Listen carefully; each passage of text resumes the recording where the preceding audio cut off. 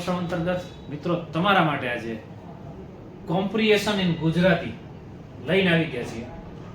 ફટાફટ આવડી જશે, કેમ કે એકદમ સરળ ભાષામાં અને સહજ રીતે શીખી શકાય એ રીતે નોર્મલ લેવલથી આપણે જે છે શરૂઆત કરવાના છે. કોમ્પ્રિહેન્શન કેવી રીતે કરવું, કઈ કઈ બાબતોનું ધ્યાન રાખવું, આ બધી વાત જે છે આપણે આજના લેક્ચરમાં ઉદાહરણ સહિત સમજવાના છીએ. બરાબર? કોમ્પ્રિહેન્શન ની અંદરમાં કોન્સ્ટેબલમાં 20 ગુણ અને પીએસઆઈ ના 10 ગુણ મિત્રો તમારા છે રોકડા. બરાબર? કેટલા બધા વિદ્યાર્થીઓ છે એ અલગ અલગ વિડીયોઝ છે જોતા હોય અને કહેતા હોય સર આ તો બહુ અઘરું કરીને બતાવે છે, બહુ અઘરું છે. આપણે એકદમ સરળ સ્ટેજથી જે છે શીખવાનું શરૂ કરવું છે. પછી અઘરા વિડીયો જે છે તમારા માટે મૂકતા રહેશું અલગ અલગ કોમ્પ્રિહેન્શનના, પણ શરૂઆત જે છે એકદમ હળવા લેવલથી આપણે કરીએ. ચાલો જોઈએ કે ભાઈ કોમ્પ્રિહેન્શન કરતી વખતે કોમ્પ્રિહેન્શન પહેલા તો શું છે. કોમ્પ્રિહેન્શનને ગુજરાતીમાં ગદ્ય સમીક્ષા અથવા ગદ્યાર્થ ગ્રહણ કહેવામાં આવે છે મિત્રો. તો આ શું છે, કઈ રીતે એની તૈયારી કરવી, બરોબર, શું બાબતો છે એ ખરેખર એમાં ધ્યાન રાખવાની છે, એ બધી વસ્તુની વાત કરવાની છે. પહેલા છે કે ગદ્યાર્થ ગ્રહણ કરતી વખતે કઈ કઈ બાબતો ધ્યાનમાં રાખવી. બરાબર? તો મિત્રો ગદ્યાર્થ ગ્રહણ કરતી વખતે કે કોમ્પ્રિહેન્શન કરતી વખતે કઈ બાબતોને ધ્યાનમાં લેવાની છે એની વાત આપણે કરવાની. સૌથી પહેલા પહેલો મુદ્દો છે કે આપેલ ગદ્યખંડ ખૂબ શાંતિ અને ધીરજથી એકવાર વાંચી લો. અહીંયા એક સરસ મજાની વાત કરી છે, ખૂબ શાંતિ અને ધીરજથી જે છે શું કરવાનું છે, તમને પેરેગ્રાફ આપ્યો છે અને એ પેરેગ્રાફને તમારે વાંચી જવાનો છે. ખાલી વાંચી જવાનો, કોઈ જાતનું પહેલા ટેન્શન નથી લેવાનું. પછી તેની નીચે આપેલા 5 પ્રશ્નોના 5 પ્રશ્નો જે છે એને પણ કાળજીપૂર્વક વાંચી લેવાનું. પહેલા પેરેગ્રાફ વાંચવાનું છે, પછી 5 જે પ્રશ્નો જે છે બરાબર એને પણ કાળજીપૂર્વક વાંચી જવાના છે. બીજી વાર છે પેરેગ્રાફ વાંચવાની વાત કરી. બીજી વાર જે છે આપેલ ગદ્યખંડને એવી રીતે વાંચતા જાઓ કે એમાંથી પહેલા પૂછેલા 5 પ્રશ્નો બરાબર એના જવાબ છે તમે શોધતા હોય કે જવાબ જે છે ગોતતા હોય એ રીતે તમારે શું કરવાનું છે, પાછો બીજી વાર ફરીથી પેરેગ્રાફને વાંચવાનો છે. પહેલી વાર એકદમ શાંતિથી ધીરજથી વાંચી જવાનું છે, કાંઈ સમજવું નથી, કાંઈ કરવું, પહેલા એકવાર વાંચી. બીજી વાર મિત્રો તો કે આ જે ગદ્યખંડ જે છે એને જે પ્રશ્ન આપ્યા છે તમારા એને ધ્યાનમાં લઈ અને પછી વાંચવાનું. પેરેગ્રાફ વાંચતી વખતે છે એ અર્થગ્રહણ એટલે કે સમજીને વાંચવાનું છે બીજી વાર. ત્યાર પછી છે ગદ્યખંડમાં પ્રસ્તુત થયેલી દલીલો કે ઉદાહરણોને બરાબર ધ્યાનમાં રાખી લેવાના. શું કરવાના છે ભાઈ, કોઈ દલીલ આપી હોય, કોઈ ઉદાહરણ છે એ આપ્યું હોય તો એને બરાબર છે ધ્યાનમાં રાખવાના. એ શું સમજાવે છે કે શું કહેવા માંગે છે એનો અર્થ જે છે સમજવો પડશે. એટલું જ નહીં, બરાબર, એની સાથે શું કરવાનું તો કે ગદ્યખંડમાં રજૂ થયેલા સૂચક શબ્દો, અમુક શબ્દ એવા હોય કે જે અઘરા શબ્દો હોય, તો આવા અઘરા શબ્દો એટલે કે સૂચક શબ્દો છે એને શું કરવાનું છે તો કે એને પણ જોવાના છે, એનો પણ અર્થ સમજવા જે છે પ્રયત્ન કરવાનો છે. અને વાક્યોને પણ સમજવાના. શું કરવાનું છે, વાક્યોને પણ સમજી અને ધ્યાનમાં રાખવાનું છે. કયા વાક્યમાં શું કીધું છે, આ શબ્દનો અર્થ શું થાય છે, એમાં શું કહેવા માંગે છે, આ બાબતોને તમારે ધ્યાનમાં રાખવી પડશે. ત્યાર પછી જેમ જેમ જવાબ મળતા જાય તેમ ત્યાં પેન્સિલ વડે શું કરવાનું ભાઈ, જેમ જવાબ મળતા જાય તેમ આપણે શું કરવાનું છે તો કે પેન્સિલ વડે જે છે એ માત્ર પ્રશ્નનો ક્રમાંક છે લખવો જોઈએ. કે જેમ પેરેગ્રાફમાંથી જવાબ મળે એમ પેન્સિલ વડે એમાં અંડરલાઈન કરી અને ટીક કરવાનું છે. લખી નથી નાખવાનો, એમસીક્યુ ટીક નથી કરી નાખવાનો ઉતાવળમાં, બરાબર, પણ પેલા 5 પ્રશ્નો જે છે એના જવાબ છે આપણે ગોતી લેવાના છે. બરાબર, 5 પ્રશ્નોના જવાબ ગોતી અને એની નીચે અંડરલાઈન કરતું જવાનું છે. બરાબર, કેમ કે પછી એમાં ઉતાવળમાં એવું થાય કે આપણે ઘણીવાર છે ઉતાવળમાં ભૂલી જાય. પ્રશ્નને પણ સમજવો પડે અને શું કહેવા માંગે છે, શું પૂછવા માંગે છે એ બાબતને પણ આપણે સમજવી પડશે. બરાબર છે. ત્યાર પછી ગદ્યખંડની નીચે પૂછેલા પ્રશ્નોના ઉત્તરો ક્રમબદ્ધ રીતે, આડેવડા નહીં, બરાબર, ક્રમબદ્ધ રીતે શું કરવાનું છે મિત્રો, ક્રમબદ્ધ રીતે આપણે સોલ્વ કરવાના છે. ગદ્યખંડમાંથી મળી જાય એક પછી એક મળતા જાય એ રીતે જોવાનું છે. ઘણીવાર એવું ન પણ બને, શું થાય ભાઈ, આવું બને નહીં. આપણે ક્રમમાં એકબીજા પ્રશ્ન ન મળે પણ આપણે પહેલા પેન્સિલથી ક્રમ લખી નાખશું કે ભાઈ આ પ્રશ્ન જે છે એનો જવાબ અહીંયા આવે છે. આવું બને નહીં કે ક્રમબદ્ધ આપણને બધા પ્રશ્નોના જવાબ એક પછી એક પાંચે પાંચ ન પણ મળે. પહેલો પ્રશ્ન હોય કદાચ છેલ્લેથી મળે, છેલ્લા વાક્યમાંથી મળે, છેલ્લો વાક્ય જે છે એમાં કદાચ પહેલા પ્રશ્નનો જવાબ ન હોય એવું પણ બને. બરાબર. શક્ય છે કે ગદ્ય ખંડમાંથી શોધવાના ઉત્તરો ઉલટ સુલટ ક્રમમાં હોય. મેં કીધું આડાઅવળા ક્રમની અંદરમાં આપવામાં આવ્યા હોય. બરાબર. ત્યાર પછી શક્ય હોય અને પૂરતો સમય હોય તો આપણે પાસે પૂરતો સમય હોય અને શક્ય હોય તો આ પૂછેલા પાંચેય પ્રશ્નોના ઉત્તરો શોધાઈ જાય પછી જ એના જવાબ ટીક કરવાનું તમારે શરૂ કરવાનું હિતાવહ છે એ યોગ્ય રહેશે. ગદ્ય ખંડની નીચે 5 પ્રશ્ન આપેલા હશે. તમારે ગદ્ય ખંડમાંથી આ પાંચે પાંચ પ્રશ્નોના જવાબ સમજીને આપવાના. સમજવાની ફરીવાર જે વાત કરી છે સમજીને આપવાના. અત્યારે તમારે કેવું અહીંયા ગદ્ય ખંડમાં પૂછાશે મિત્રો તો કે પહેલો પ્રશ્ન માની લો આપ્યો છે એની અંદરમાં 4 ઓપ્શન છે A B C અને D. પછી બીજો પ્રશ્ન આપ્યો બરાબર. આ બીજો પ્રશ્ન A B C અને D. આ રીતે MCQ આપ્યા છે. એમાંથી તમારે સાચો જવાબ છે શોધી અને લખવાનો છે. શાંતિથી પેરેગ્રાફ વાંચવાનો છે. ફરી એકવાર કહું છું વાંચવાનો છે શાંતિથી. પ્રશ્નના અર્થ જે છે સમજવાનો પ્રયત્ન કરવાનો છે. બરાબર. અમુક બાબતો જે છે એ ધ્યાનમાં રાખવાની છે. અઘરા શબ્દો કયા મૂક્યા છે, એમાંથી શું કહેવા માંગે છે, વાક્યનો અર્થ શું થાય છે, આપણો પ્રશ્ન શું છે, આ બધી જ વસ્તુઓ છે અને શાંતિપૂર્વક અને ધીરજથી છે એકદમ આપણે ધ્યાનમાં લેવાની છે. ત્યાર પછી છે અહીંયા આપણી સામે એક ઉદાહરણ આપ્યું છે મિત્રો. બરાબર. કે પેરેગ્રાફ આપ્યો છે. તો પેરેગ્રાફ જે છે એમાંથી એક પ્રશ્ન પૂછેલો છે. આખો પેરેગ્રાફ આપણે અત્યારે જે છે વાંચતા નથી, પણ પેરેગ્રાફ શું છે તો કે હાલની આપણી કેળવણીનું મુખ્યત્વે ધન રળવાનું, જીવનનું સુખ ચેન મેળવવાનું, સત્તા અને સામાજિક પ્રતિષ્ઠા માપવાનું સાધન બની ગયું. કેળવણીની વાત કરી છે પેરેગ્રાફ. તો જો આવી રીતે પેરેગ્રાફ આપ્યો ને તો પહેલા આખો પેરેગ્રાફ વાંચવાનો અને એના મૂળ સુધી જવાનું. શું કરવાનું? એના મૂળ સુધી કે ખરેખર આ પેરેગ્રાફની અંદરમાં એ શું કહેવા માંગે છે, એના ગર્ભિત અર્થને છે પકડવાનો મિત્રો પ્રયત્ન કરવાનો છે. બરાબર. કેમ કે એના ઉપરથી તમને ઘણા બધા પ્રકારના પ્રશ્નોના જવાબ પણ મળી જશે અને એવા પ્રશ્નો પણ તમને પૂછવામાં આવશે તો તમને એક ખ્યાલ આવવો જોઈએ. એટલે અહીંયા આખો પેરેગ્રાફ આપ્યો છે. હવે આપણે પ્રશ્ન પણ અહીંયા આપ્યો છે. પેરેગ્રાફમાંથી પૂછેલો એક પ્રશ્ન છે આપણી સામે કે કેવી ભાવના આપણી શિક્ષણ પ્રણાલી પર પ્રભુત્વ ધરાવે છે. બરાબર.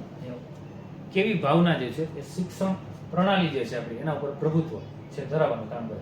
તો અહીંયા આપ્યા છે ઓપ્શન: જૂથવાદની ભાવનાવાળી, ઈર્ષાની ભાવનાવાળી કેળવણી, સ્વાર્થી ભાવના કે સ્પર્ધાની ભાવનાવાળી કેળવણી. તો આનો જવાબ આપણે ગોતવો હશે તો પાછું ક્યાં જવું પડશે મિત્રો? આગળના પેરેગ્રાફ. ચાલો જોઈએ. હવે આમાં જોઈએ આપણે ક્યાં વાત કરી છે કેળવણીની.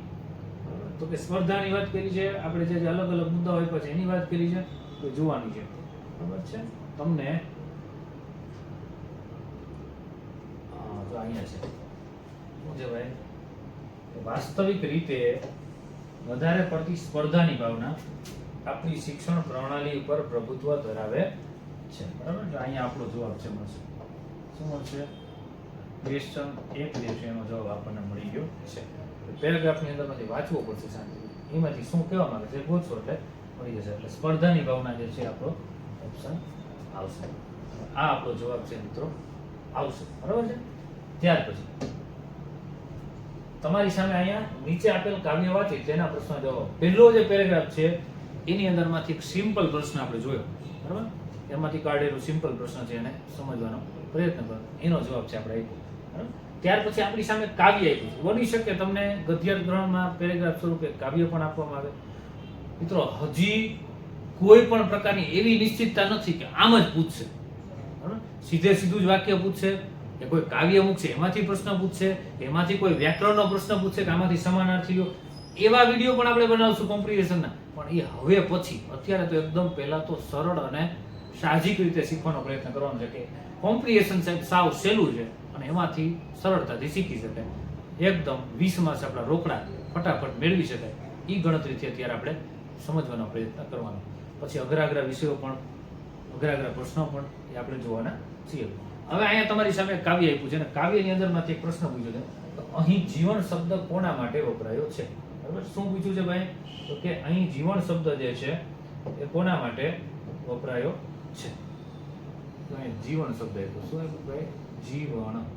આખા કાવ્યની અંદરમાં કાવ્ય એક સરસ મજાનું છે કે અમેરે સુકું રૂનું કુબડું તમે અતર રંગીલા રસદાર તરબોડી દો ને તારે તારને નીધો અમને વહાલા આરંપાર આવો રે આવો હો જીવન આમના. આવી રીતે જે છે અહીંયા અલગ અલગ જગ્યાએ જીવન જે છે એ શબ્દનો પ્રયોગ કર્યો છે. તો આ જીવન શબ્દ છે એ કોના માટે પ્રયોગ કર્યો? તો અહીંયા શું થશે મિત્રો, આ જે શબ્દ છે એના માટે તમે કાવ્યને સમજશો, એના અર્થ સુધી જશો, એના ઊંડાણ સુધી જશો અને કાવ્યનો મૂળ સાર જે છે તો કરશો. કાવ્યની અંદરમાં શું એવું કહેવા માંગે છે કે એના આધારે આપણે આ શબ્દ જે છે એનો અર્થ મેળવી શકીએ. તો આખા કાવ્યના સાર રૂપે જોઈએ ને સાહેબ, તો અહીંયા જીવન એટલે કોની વાત કરી છે મિત્રો? તો કે જીવન એટલે અહીંયા આપણે ઈશ્વરની વાત કરી છે. કોની વાત કરી છે? ઈશ્વર. હવે જોવો છે આ ઓપ્શનની અંદરમાં આપણા માટે કોઈ ઈશ્વર એવો શબ્દ છે? તો કે પહેલા તો અહીં કવિ માટે વાપર્યો છે, તો કે સુકા રૂનામાં કુમડા માટે વાપર્યો છે, તો કે ના ઈશ્વર તો ઉતે આપ્યું છે. તો અહીંયા આપણો જવાબ છે ઈશ્વર છે. શું છે આપણો જવાબ મળશે? ઈશ્વર. જીવન શબ્દ જે છે મિત્રો અહીં ઈશ્વર માટે વાપરવામાં આવ્યો છે. ત્યાર પછી જોઈએ આપણે ફરી આપણી સામે એક પેરેગ્રાફ જે છે આપ્યો છે અને એ પેરેગ્રાફના આધારે આપણે જે છે એ એમસીક્યુ જે છે એનો જવાબ આપવાનો પ્રયત્ન કરવાનો છે. કે સમયની મૂડી તો દરેક પાસે સરખી જ હોય છે, પણ તેને ખર્ચવામાં તફાવત હોય છે. એક વ્યક્તિ તેને એક સરખી યોજનાપૂર્વક અને વ્યવસ્થિત રીતે ખર્ચે, જ્યારે બીજી વ્યક્તિ તેને આડેધડ અને અવિચારીપણે વેડફી નાખે છે. આ રીતે આખું પેરેગ્રાફ છે મિત્રો વાંચવાનો છે તમારે. અત્યારે આપણે વાંચતા નથી આખો પેરેગ્રાફ, પણ આખો પેરેગ્રાફ વાંચી અને પછી તમારે એમાંથી છે જવાબ આપવાનો પ્રયત્ન કરવાનો છે. જોઈએ આમાંથી કેવા પ્રકારના પ્રશ્નો પૂછાય મિત્રો. બરાબર? તો કે અહીંયા પ્રશ્ન આપણા માટે પૂછ્યો છે કે કઈ મૂડી દરેક પાસે સરખી હોય છે. મૂડીની વાત છે. કઈ એવી મૂડી છે જે દરેક પાસે સરખી હોય છે? ઓપ્શન છે કાર્યની મૂડી એટલે કે કામ કરવાની મૂડી, બરાબર, પછી છે સમયની મૂડી, પછી છે કાર્યક્ષમની મૂડી અને ડી ઓપ્શન છે સફળતાની મૂડી. તો આમાંથી આપણો જે પ્રશ્ન છે કે મૂડી દરેક પાસે કઈ મૂડી છે એ દરેક પાસે સરખી હોય, તો પાછું આપણે ક્યાં જવું પડશે? આગળ પેરેગ્રાફમાં જોઈએ. હવે આમાં આપણે જોવું પડશે કે ભાઈ ત્યાં મૂડીની વાત કરી છે. એવો છે કે જ્યારે બીજી વ્યક્તિ આડેધડ અવિચારીપણે વેડફી નાખે છે, પરિણામને એકને સંતોષ અને સફળતા મળે છે, જ્યારે બીજાને થાક અને નિષ્ફળતા. જે વ્યક્તિ પોતાનો સમય વાપરતા નથી આવતું એને કશું જ વાપરતા આવડતું નથી. જો તમારી પાસે મર્યાદિત મૂડી હોય તો તેમાં થતી બચત એ જ તમારી મિલકત ગણાય. સમયની બાબત પણ એવી જ છે, તેની બચત એ જ કમાણી છે. નવો સમય કોઈને મેળવી શકતો નથી. એટલે જ માનવ પોતાના સમયની વધુમાં વધુ બચત કરી શકે, તેની પાસે વધુમાં વધુ સમય જમા થઈ શકે. જેની પાસે સમય જમા થાય તેની પાસે શક્તિ પણ જમા થાય. સમય અને શક્તિ બંને ભેગા થાય ને પછી જે છે માણસ છે શું ન કરી શકે. મૂળ વાત મિત્ર આ પેરેગ્રાફના સાર રૂપે આપણને ઈ મળે છે કે અહીંયા સમયની મૂડીની વાત કરી છે, તો એ બધા પાસે સરખી છે. આપણો જે જવાબ છે કઈ મૂડી દરેક પાસે સરખી હોય, સમય નામની જે મૂડી છે એ બધા પાસે સરખી હોય છે. એટલે આપણો જે જવાબ આવશે ડી ઓપ્શન સમય નામની મૂડી. બરાબર. ત્યાર પછી જોઈએ ગદ્યખંડને યોગ્ય શીર્ષક આપો. હવે આપણે જે પેરેગ્રાફ જોયો એને યોગ્ય એક શીર્ષક આપવાનું.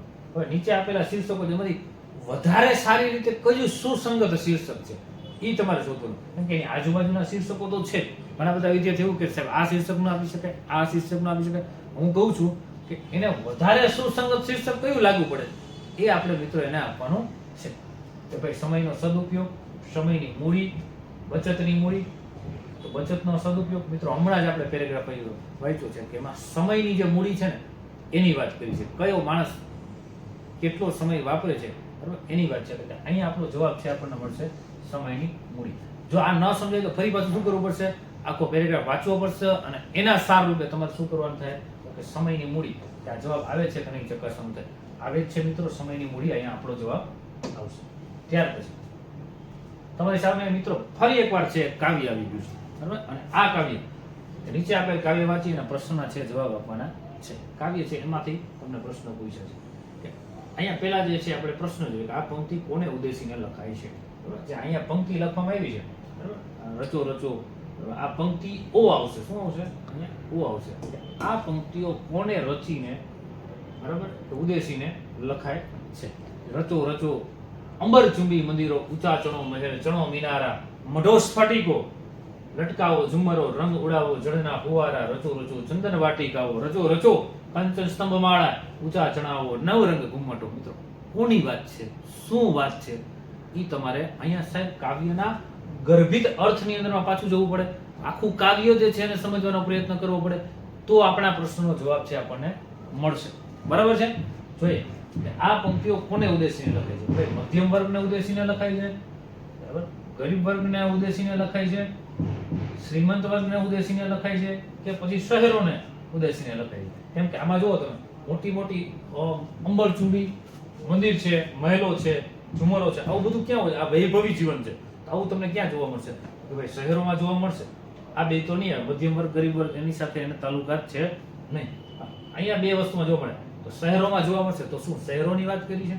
બરાબર ના, માત્ર શહેરોની વાત નથી. ત્યાં મિત્રો જેની પાસે પૈસા છે, ધનિક વર્ગ છે, એવા વર્ગની વાત કરી છે. એટલે કે અહીંયા શ્રીમંત વર્ગ જે પૈસાદાર વર્ગ છે, કેવો વર્ગ છે ભાઈ? પૈસાદાર વર્ગ છે, બરાબર. ઈ આ બધું છે એ પોતાના મહેલની અંદરમાં છે બનાવી શકવાનું છે. એટલે અહીંયા ધનિક કે પૈસાદાર વર્ગ છે, એટલે કે શ્રીમંત વર્ગ છે, એમની વાત કરી છે. એટલે આપણે એના ઉપરથી ખ્યાલ આવે કે આ પંક્તિઓ શ્રીમંત વર્ગને ઉદ્દેશીને લખવામાં આવેલી છે. એને ઉદ્દેશીને લખવામાં આવેલું એક આ કાવ્ય છે. તો ટેન્શન ન લેતા, આવું જ સરળ સરળ આવવાનું છે. બરાબર. ઘણા બધા વિદ્યાર્થીઓ બહુ કે સાહેબ આ કેમ થાય, નામ થાય, બધું થઈ જશે ભાઈ.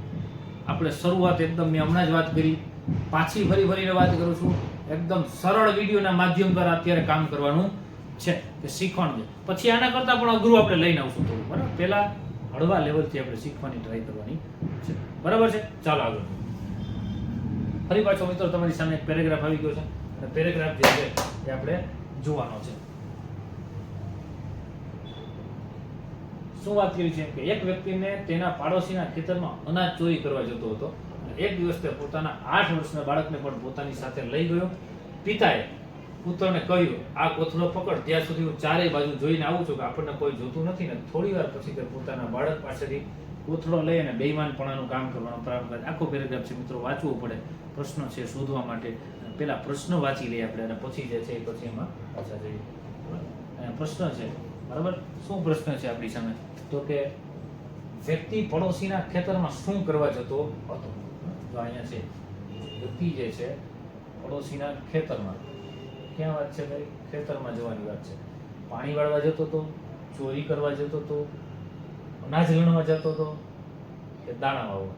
આપણે એટલા તો ઠાવકા નથી, બીજાને ત્યાં કામ કરવા જાય ફ્રીઓ, બરાબર. એટલે આ માણસ છે કંઈક પોતાના પર્પઝથી ગયો છે. જોઈએ પાછા પેરેગ્રાફમાં, એટલે આપણને ખબર પડે કે હું કામ ગયો હતો ત્યાં, શા માટે ગયો હતો એમાં, બરાબર. તો કે એક વ્યક્તિ તેના પાડોશીના ખેતરમાં અનાજ ચોરી કરવા જતો. જો અહીંયા જોવા મળે મિત્રો, શું કરવા જતો? અનાજ જે છે એ ચોરી કરવા જતો હતો. આપણો MCQ જે છે એનો જવાબ આવશે, શું કરવા જતો હતો? તો કે એ ખેતરમાં અનાજ ચોરી કરવા જતો હતો. શું ભાઈ તમે લખી શકો. અમુક આવા સિમ્પલ પ્રશ્નો છે મિત્રો, જે તમને ફટાફટ પેરેગ્રાફમાંથી મળી જશે. અમુક એવા પ્રશ્નો છે જે તમારે ઊંડાણ સુધી જવું પડશે, બરાબર, ત્યારે આપણને ખબર પડશે. ચાલો ત્યાર પછી પાછો એ જ પેરેગ્રાફમાંથી જે પ્રશ્ન છે કે વ્યક્તિના પુત્રની ઉંમર કેટલી હતી? બરાબર, જે પેરેગ્રાફ છે એની અંદર આપી ઉંમર જે છે એની. તો જોઈએ આપણે પાછો પેરેગ્રાફ, એની ઉંમર ગોતીએ કઈ, બરાબર.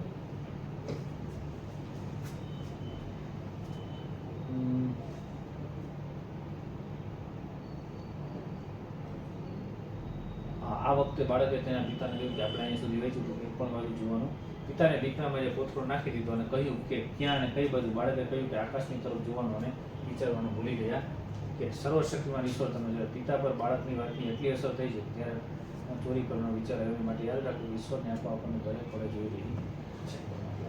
તો અહીંયા મિત્રો આપણે જોઈએ એક વ્યક્તિ તેના પડોશનો 8 વર્ષનો પુત્ર છે. અહીંયા પહેલા જ મિત્રો કેટલા વર્ષનો છે? 8 વર્ષનો પુત્ર છે. 8 વર્ષના પુત્રની વાત કરી છે. તો અહીંયા આપણે જોવાનું છે, બીજો પ્રશ્ન આપણો કયો હતો કે વ્યક્તિના પુત્રની ઉંમર કેટલી હતી? તો કે 8 વર્ષ, એટલે કે બી આપણો જવાબ આવશે. 8 વર્ષનો જે છે એમનો પુત્ર હતો, અને એના પિતાને ચોરી કરવાની ના પાડતો હતો, કારણ કે ઉપરથી કોઈ જોવે કે ન જોવે, ઉપરવાળો જે છે ઈશ્વર છે જોવે છે. તમે મહેનત ચાલુ રાખજો, ઉપરવાળો તમારી મહેનત જોવે જ છે અને આગળ જતા તમે એની સફળતા મળવાની જ છે. પણ સતત મહેનત કરતા રહ્યો, વિડીયો જોતા રહ્યો, શીખતા રહ્યો કંઈક નવું મિત્રો, તો તમને કામ લાગવાનું જ છે. બરાબર.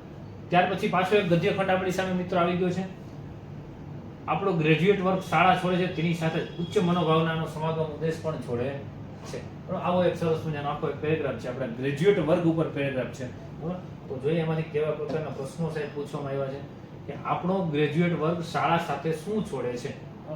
હમણાં પહેલી લીટી હોય છે, પહેલી લીટીમાં જ એનો જવાબ છે. ઉચ્ચ મનોભાવનાનો સમાગમનો ઉદ્દેશ, સજ્જનોનો વિચારણા સમાગમનો ઉદ્દેશ, કે પૂર્વજોના સાહિત્યલક્ષી ઉદ્દેશ, કે ધર્મ સાહિત્યના સમાગમનો ઉદ્દેશ. શું છોડી દે છે? આપણે ત્યાં શું કે થોડુંક ભણ્યા હોય ને, બરાબર, એટલે પછી હવામાં આવી જાય કે ભાઈ મને તો બહુ જાજુ આવડે છે ને, બરાબર. આખાની પેલી પંક્તિ આવે, ઓછું ભણ્યો અને પાછો અદકો થતો હોય, બરાબર, ઓછું ભણ્યો હોય અને અઢકની હોય પાછો દીકરો જણ્યો હોય, અને એક સરસ મજાની એની પંક્તિ છે. આપણે જોઈએ છે શું છોડી દે છે. આપણો ગ્રેજ્યુએટ વર્ગ શાળા છોડે ત્યારે તેની સાથે તો અહીંયા જે ઉચ્ચ મનોભાવનાનો સમાગમનો ઉદ્દેશ જે છે મિત્રો એ છોડી દે છે. બરાબર. પહેલી લાઈનમાં ઘણીવાર એવું થશે, કોઈ ઉદાહરણ આપ્યું હશે સમજાવવાનું, અને ઉદાહરણ સમજાવ્યું હશે અને મૂળ વાતને સમજાવવા માટે એમાંથી તમારે પ્રશ્નનો જવાબ ગોતવાનો થશે, એવું પણ આવશે. બરાબર. ત્યારે એમાં પણ ખાસ ધ્યાન રાખવાનું. અહીંયા આપણો જે જવાબ છે આપણને શું મળે છે? બરાબર. આપણો ગ્રેજ્યુએટ વર્ગ શાળા છોડે ત્યારે ઉચ્ચ મનોભાવના, બરાબર, સારી મનોભાવના છે, સારા વિચારો છે, એના સમાગમનો ઉદ્દેશ જે છે છોડી દે છે. સારા લોકો સાથે રહીએ તો સારા વિચારો આવશે, સારા વ્યક્તિની શોધ કરવી જોઈએ ખરેખર. બરાબર. એટલે ઉચ્ચ મનોભાવના સમાગમનો ઉદ્દેશ છે છોડી દે છે. એટલે આપણો જવાબ આવશે એ.